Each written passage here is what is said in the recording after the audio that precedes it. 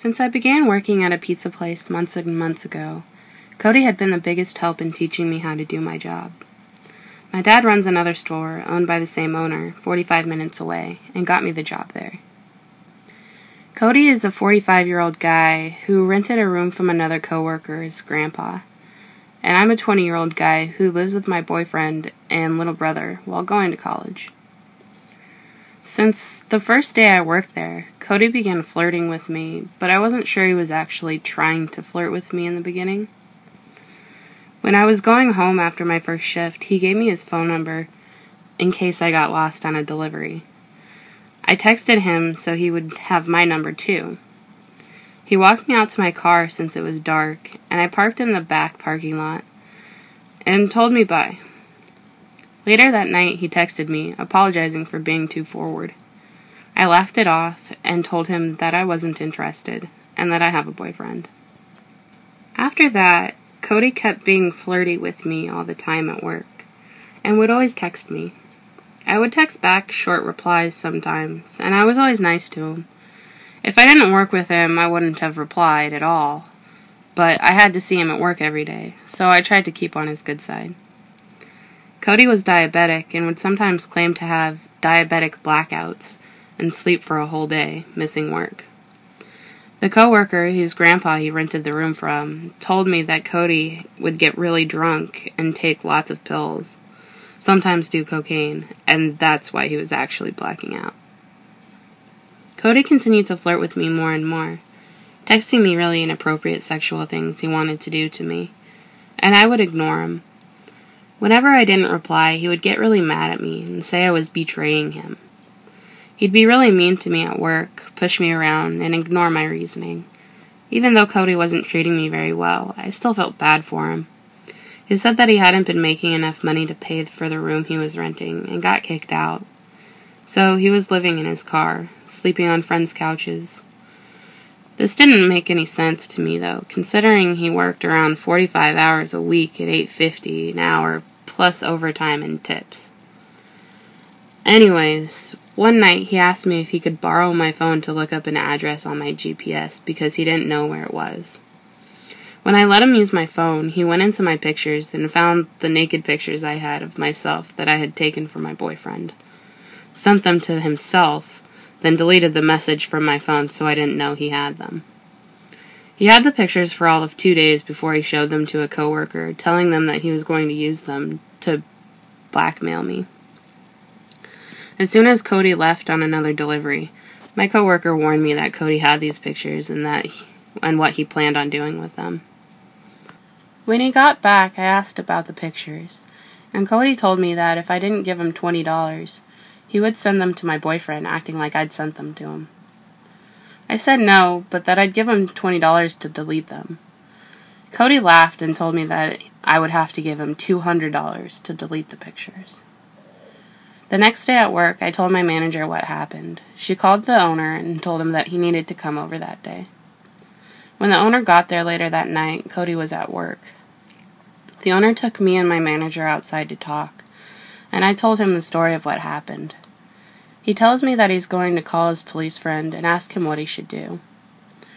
The officer tells him that him and his partner are going to come up to the store and have the owner tell him that he's being fired for sexual harassment and escort him out to make sure he doesn't do anything crazy. They come and everything goes as planned, and Cody is fired. The owner tells my dad, who then freaks out and tells me I need to carry a taser and mace around with me at all times, etc. But I'm not really worried that Cody will do anything further, so I decide not to press charges. It's also important to note that my little brother, who's 18, works there also. So Cody knows what his car looks like. He also knows where we live because he knew that I walked to the dog park from my apartment, and the park was right next to my apartment. The next morning, my little brother walks into the parking lot to see 3 of his tires slashed. We don't immediately relate it to Cody, but we call the police and file a report. The police ask if we know anyone who has a grudge, etc., and we say no. My brother just moved here a few weeks ago and hasn't had time to even really meet anyone yet. It's not until one of my coworkers mentioned that Cody had told him something about insurance not paying for slashed tires, unless all 4 were slashed. So slashing 3 was the best way to really get someone. We called the police and told them this, but they said there wasn't enough evidence to do anything about it. A couple days later, when I walked to my car in the morning, I see, "Should have paid easy way," keyed into my car door. I call the police and file another report. Now I decide to press charges against Cody for the sexual harassment / extortion.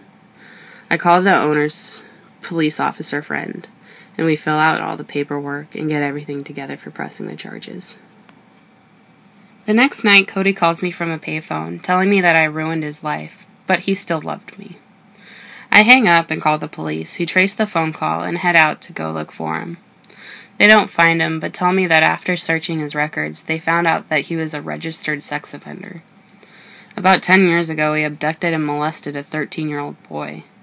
The boy refused to testify in court, so nothing ever happened from that.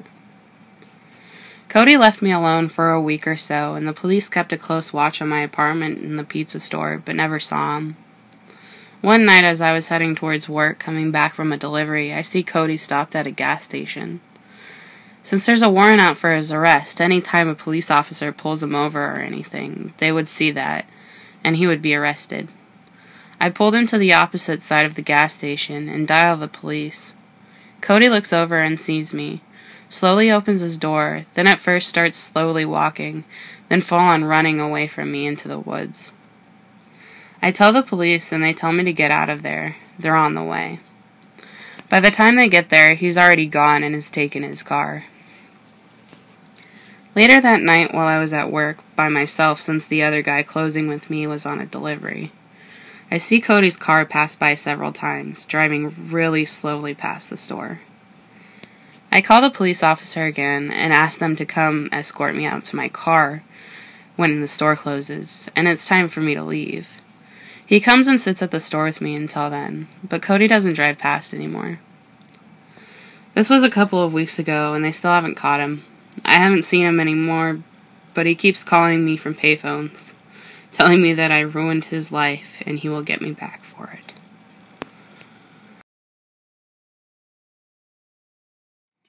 This happened about a year ago. I work at a pet store where we adopt out cats from local shelters. They aren't our cats. We are an intermediary to help them get seen and adopted.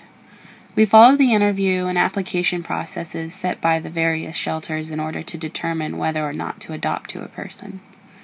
The application process often includes contacting the landlord to ensure that it's fine that the person has cats on their property. One afternoon, a youngish man came into the store, maybe in his mid to late 20s, and walked back to our adoption center. He was thin, maybe a little dirty looking, but there was nothing too remarkable about his appearance. When he reached the cats, without even looking at them, he turned to my manager and said, "I'll take that one and that one." He pointed at Fluffers and Delmonico, a cat and a kitten from 2 different shelters located in 2 different cages. Fluffers clearly had a sign on her cage saying she was approved for adoption, so my manager said, well, Fluffers is spoken for, but we can have you visit with Delmonico." She went into the little visitation room with the guy, and I walked away, glad that I had dodged the bullet of helping out that particular guy. He had just rubbed me the wrong way. A few minutes later, my manager came to get me. She asked me to go talk to the guy to see what I thought, because in her words, he just seemed a little off. We take the responsibility of making sure our cats go to good homes very seriously, so I sighed and agreed. When I went in the little visitation room, the guy was sitting on the bench with Delmonico clutched in his arms, just staring at the wall. The kitten was squirming a lot. He seemed okay, but he didn't really seem to want to be held by the guy. I introduced myself and asked if he was interested in maybe adopting Delmonico. The guy said yes, he would take him. I said there is a 2-page application to fill out before you can be approved, and if you rent, we'll need your landlord's number so we can make sure it's okay you adopt a cat. he didn't reply. Then I asked, "Do you want to fill out the application?" And he responded with, "What application?" He was still holding the kitten, who clearly wanted away from him, and he turned to look at me, and I saw his pupils were huge and black, and his irises were barely visible. I noticed that his leg was twitching, like he could barely sit still. I felt my palms get sweaty, and I explained the application process again, adding that it could take 24 to 72 hours to process everything. He focused on me and said, "I can't take him today?" I just wanted the kitten out of his arms, so I said, "Well, let's get you to fill out the application, and we'll see what we can do." And then he just shouted out of nowhere, "Jesus fucking Christ, okay, give me the goddamn paper." I wordlessly handed him a clipboard with the application on it. He let go of Delmonico, who I immediately scooped up. I could feel the guy's heat on the kitten's fur, which severely disturbed me for some reason. I clutched the kitten to my chest and waited for him to be done, since other than the outburst, he had been mostly polite, and my retail training wouldn't yet allow me to ask him to leave. The guy stares at the application. Trying to hurry him up, I say, "We just need you to fill it out and then we can get the ball rolling." Then he said, I just can't wrap my head around the fact that you need this information. This is crazy." And I said, "It's what the shelter requires." And then he began writing the word fuck in all the spaces on the application. My palms were sweating, and the kitten was in my arms, with his head against my chest, and I was trying to decide what to do. Then he suddenly looks at me. "This is bullshit. This system is bullshit. All the cats will die without getting adopted in the system." I had a pretty good rush of adrenaline going at this point, but my inherently polite retail persona still wouldn't let me ask him to leave. So instead I told him that we typically find homes for about a dozen homeless cats each week, using the applications. He stared at me and put his hands on the side of his head. He rocked back and forth for a moment and then met my eyes and said very, very clearly, "You have a mind like a Babylonian orgasm. I'm leaving." For a second, I felt like maybe I was the crazy one. Like maybe that sentence made sense and I was simply unable to understand it. As I ran it through my head, trying to figure out what he meant, he got up, slammed the door to the visitation room open, and stomped out of the store. Delmonico was harmed, and as I put him back in his kennel, my manager approached me, her eyes wide. I showed the application, on which the word fuck appeared numerous times, and I told her, I don't think we should adopt him. So crazy, tweaked out cat lover guy, let's never meet again. This happened about 3.5 years ago. I was in my second trimester of my pregnancy, and my husband Tom and I were on a 2 a.m. craving trip to Wal Mart. When we got there, everything seemed normal. My husband walked over to the movie section while I rushed to get my snack, Pringles and chocolate pudding. As I was walking down the chip aisle, a man walked up to me. He was in his mid to late 30s, tall, and wore a leather jacket. He looked me up and down, and with an almost sinister smile asked how far along I was. I was cranky, hormonal, and slightly creeped out, so I told him it was rude to assume a woman was pregnant because of her size. Also, my pregnancy was none of his business. I shouldn't have done that. He seemed annoyed and walked away. I grabbed my things and went to meet up with Tom. The man kept showing up and stared at me from the end of each aisle. I started to feel really uneasy and whispered about the man to Tom. He brushed it off and said, I'm sure he's just mad that you called him out. We went to check out, and I looked around. The man was in the next lane over with a single pack of gum. We walked outside and loaded into the car. I noticed the man stepping into a big red truck about 2 rows down. Tom started the car and we headed home. The truck wasn't far behind. I told Tom that I thought he was following us, and saw he looked like he was concentrating very hard. Without warning, he made a hard left. The truck followed. Hard right. Truck was still behind us. I started to freak out. We kept driving in zigzags, with the truck following each time. Finally, my husband pulled into a gas station. The truck pulled in and put his car into park. He started to get out of the car. We waited until he was walking up to my window. He was about 5 feet away when Tom suddenly took off. We went down several roads to make sure we lost the guy, and finally went home. I was so thankful to Tom for keeping a clear head and coming up with a good plan to get away from that creep. He's my hero. To the creepy truck guy, let's not meet again. Ever. My mother-in-law and I were out of town, shopping, and we stopped at the local Wal Mart on our way home. She had gone to look at the air conditioning units, and so I went to browse the books. I had just found something that caught my interest when I heard someone say, "Jessica." It was one of those, "Oh, there you are," tones of voice. Like it was both a pleasure and a relief. Jessica isn't my name, but I look up anyway since it was loud and basically right next to me. Standing a few feet away, her shopping cart between her and me, was a thin woman, maybe late 40s, with long brown hair and clothes nicer than what you'd expect to see on someone who frequented Walmart. Her shopping cart was empty. She stood looking directly at me, with a huge maniac, tooth-revealing grin and bright eyes.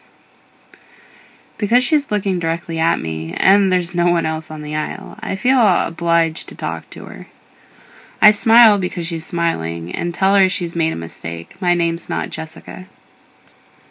"There you are, sweetie. I was so worried about you," the woman continues, and wheels up to me with exuberance, making me shrink back because I can already smell the crazy.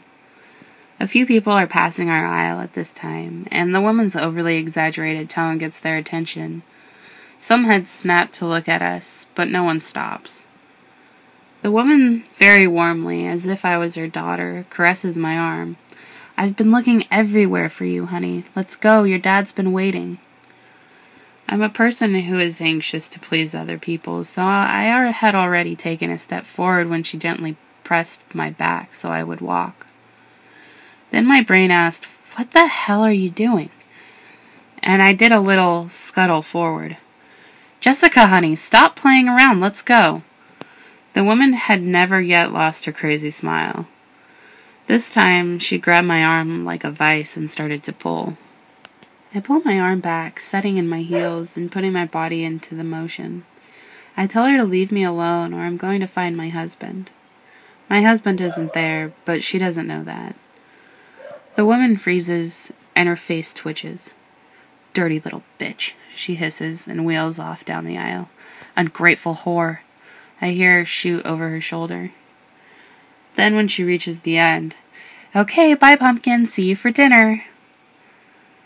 I wait and watch her turn the corner and disappear and then go the opposite way.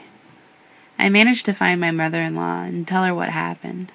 She's a little disconcerted, but makes light of it and tries to make me feel better. When we're in the checkout line, I'm scanning around nervously trying to see if she's anywhere near me. I spot her several checkouts down, and she's spotted me. She's still got her frenetic smile on, and she's wandering away with her empty shopping cart. She has a hot beverage in one hand, which she drops and spills on the ground. She never stopped to even look at it, just breezed out of the store. One of the employees watched her do this and leave, but never said anything to her. In fact, the expression on the employee's face made it seem like she was a little afraid. I have luckily never seen her again, and hopefully never will. So, to the woman trying to find Jessica, let's not meet again. I'm a strong believer in listening to my gut. I always have and always will be, since it's gotten me out of a few situations. One being in my freshman year of high school. School had ended for the day, and since I was staying at my dad's house that week, I decided I would walk home. His house wasn't far from my school. Everything was fine until I turned down the street where there was a shortcut. It led straight into my neighborhood. As I was walking to the shortcut, a man drove by staring at me. My stomach dropped and turned. I took this as a note to walk a little faster. By the time I got into my neighborhood, the man was circling around in the cul-de-sac waiting for me. He had a smirk slowly creeping onto his face as I walked by his car. I tried to ignore him the best I could and just kept walking. He would drive past me and yell vulgar things at me. He kept turning around and driving past me again and again. As I turned down my street, he followed me close behind. I saw him drive down my street and turn into someone's driveway to turn back around. I quickly got into my house and locked the door behind me. I then turned around to look in the peephole so I could see if he left. He didn't. The man pulled up into my driveway and got out of the car. Luckily, my neighbor, who is a family friend, was out in his garage. He came over yelling at the man, then stayed with me until my dad got home. A week later, my dad told me he saw the man parked at the end of the street waiting for me. He went and threatened the man, and we haven't seen him since. I'm still freaked out a bit every time I go and visit him. It's safe to say I won't be walking home alone ever again.